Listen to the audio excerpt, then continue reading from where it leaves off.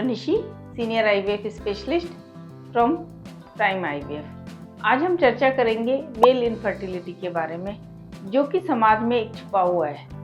पुरुष अपनी इनफर्टिलिटी के बारे में या बांझपन के बारे में कोई बात नहीं करते हैं, वो हमेशा महिला के ऊपर ही फोकस रखते हैं। तो आज हम दोनों ये चर्चा करेंगे कि इनफर्टिलिटी के लिए पुरुष कितने रिस्पॉन्सिबल हैं।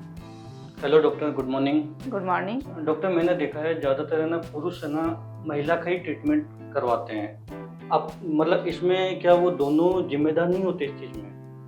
देखो, मैं आपको बताती हूँ कि जितनी फीमेल रिस्पॉन्सिबल है उतना ही मेल रिस्पॉन्सिबल है, यानी कि 50% मेल भी रिस्पॉन्सिबल होते हैं।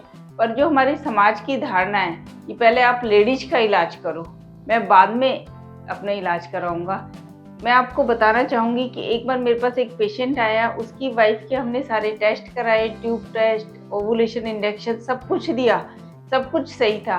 जब भी मेल से कहते थे, मेल का एक बहुत ही सिंपल टेस्ट होता है इनफर्टिलिटी के लिए, जिसको हम कहते हैं सीमन एनालिसिस। जब भी उससे सीमन एनालिसिस की बात करते थे, वो कहता था पहले वाइफ ठीक हो जाए। तो एंड में जब उसका सीमन एनालिसिस कराया तो कुछ पसल सी थी, तो एक सिंपल सी उसको हमने एंटीबायोटिक दी और नेक्स्ट मंथ उसने कंसीव कर लिया। तो मेरे विचार से मेल को अपने टेस्ट जरूर कराने चाहिए। मेल का एक बहुत ही सिंपल टेस्ट होता है सीमन एनालिसिस, और जैसे एग ऐसे ही स्पर्म भी 50% रिस्पॉन्सिबल होता है मेल का इनफर्टिलिटी के लिए। तो मेल को अपने टेस्ट जरूर कराने चाहिए। डॉक्टर, ये क्या कारण है कि पुरुषों के शुक्राणु नील हो जाते हैं? हाँ, कई बार कपल आते हैं, हम उनका सीमन एनालिसिस कराते हैं तो पता चलता है कि स्पर्म नील है, यानी कि कोई स्पर्म नहीं आ रहा। इसके काफ़ी कारण हो सकते हैं। उसको बचपन में कोई इन्फेक्शन रहा हो, टीयर हो, ट्रैफिक एक्सीडेंट हुआ हो, कोई हर्निया हो, या मतलब उसके कोई इन्फेक्शन की वजह से ब्लॉक वो हो गई हो। तो कई बार क्या होता है कि स्पर्म बिल्कुल नील होते हैं, पर नील स्पर्म के बाद भी आप अपना खुद का बच्चा पैदा कर सकते हो। आजकल आईवीएफ में ऐसी टेक्निक आ गई है कि आपके शुक्राणु नील हैं तो इसके बाद भी, जैसे कि टीसा करके, या हमें कारण पता चल जाए, हम उसके हार्मोन टेस्ट कराते हैं या कारण देखते हैं कि क्यों नील है, तो उसके हिसाब से उसको दवाइयाँ दे के उसका स्पर्म काउंट थोड़ा इंक्रीज करके, अगर हमें 2 या 4 स्पर्म भी मिलते हैं, उसके बाद भी हम उसके स्पर्म को फ्रीज करके, इक्सी करके उसको उसका खुद का बच्चा दे सकते हैं। डॉक्टर, मैंने देखा पुरुषों में जैसे कि शुक्राणु की वृद्धि कैसे की जाती है? देखो, शुक्राणु की अगर क्वांटिटी या क्वालिटी दोनों अच्छी होनी चाहिए। अगर जो हस्बैंड है उसमें कुछ ऐसी चीज़ें खा रहा है जिसे हम स्पर्म किलर बोलते हैं, जैसे कि हस्बैंड अगर स्मोकिंग कर रहा है तो स्मोकिंग में ऑक्सीडेटिव रेडिकल्स होते हैं जो कि इसके स्पर्म के प्रोडक्शन को रोक देते हैं। इसके अलावा अगर वो अल्कोहल ले रहा है, अल्कोहल भी क्या करते हैं कि बॉडी में एस्ट्रोजन्स की मात्रा अधिक कर देते हैं। जो एस्ट्रोजन होता है वो फीमेल हार्मोन होता है, वो भी क्या करता है कि स्पर्म के प्रोडक्शन को, स्पर्म की क्वालिटी को हैम्पर करता है, उसकी प्रोग्रेसिव मोटिलिटी को कम कर देता है।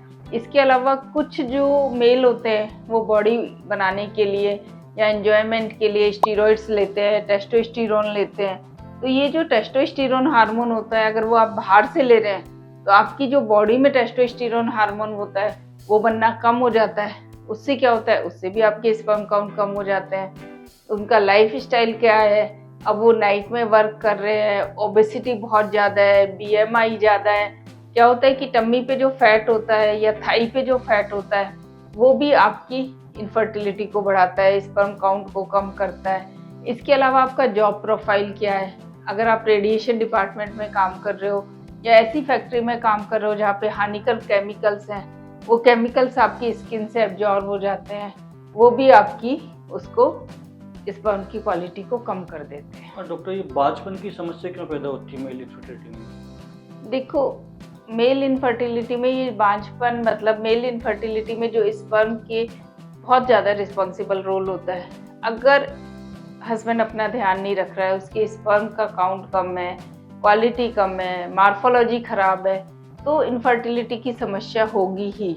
तो इन सब चीज़ों से बचने के लिए हम कुछ उनको मेडिसिन दे सकते हैं, और जो जैसे कि मैंने अभी पिछले क्वेश्चन आंसर में आपको बताया कि जो जो जैसे अल्कोहल, कॉफ़ी, स्मोकिंग और हेल्दी डाइट लेनी है। आजकल जो डाइट और उनका लाइफ स्टाइल और ये सब चीज़ें हैं उनको बहुत स्ट्रेस करती है, एंजाइटी करती है। इन सब चीज़ों से भी उनको बचना है, रेगुलर लाइफ स्टाइल रखनी है, अच्छी ग्रीन वेजिटेबल्स, फ्रूट्स खाने हैं। इसके अलावा उनको एक्सरसाइज करनी है और अपना डेली रूटीन ऐसा करें, मेडिटेशन करें, स्ट्रेस से बचें। आजकल यंग जनरेशन जो है उसमें स्ट्रेस बहुत ज़्यादा है, उसकी वजह से भी मेल इनफर्टिलिटी होती है। ये इन्होंने कुछ मुझसे मेल इनफर्टिलिटी, सीमन एनालिसिस के बारे में जानकारी चाहिए जो कि मैंने इनको बताई है। मैं आपको बताना चाहूँगी कि जो सीमन एनालिसिस है उसकी क्वांटिटी 1 to 1.5 ml होती है। इसके अलावा उसमें more than 40 to 50 million sperm रहते हैं जो टोटल काउंट होता है, और उसका 1/3 काउंट जो होता है वो प्रोग्रेसिव मोटिलिटी वाला होता है। इसके अलावा भी आपको मेल इनफर्टिलिटी से कोई भी आपको क्वेश्चन है या कोई समस्या आ रही हो तो आप सजेशन बॉक्स पे जाके या ईमेल करके मुझसे पूछ सकते हैं। धन्यवाद।